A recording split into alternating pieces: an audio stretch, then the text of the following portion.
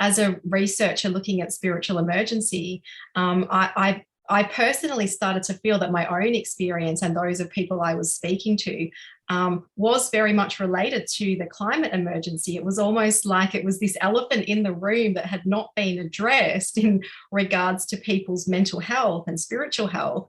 And then suddenly when people started talking about it, such as people like Joanna, for example, who are able to articulate it in such powerful and moving ways, I think in even just the last 2 years, for example, because I agree with Anne that COVID has compounded so many things. And I think that this relationship between our mental and spiritual health and the climate crisis has become a lot more pronounced during that time.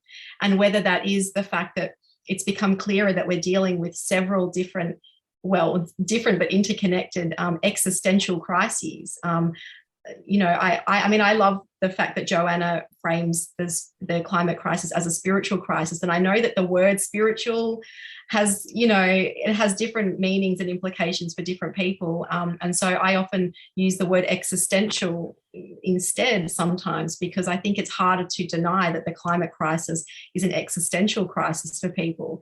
And these types of crises do force people to go deeper within themselves because they're questioning their own existence and the existence of everything around us. And so, these types of crises, the climate crisis, the COVID crisis, they do bring up existential emotions for people, such as fear and guilt and dread and grief and anxiety. And I think people are experiencing similar things with COVID and climate.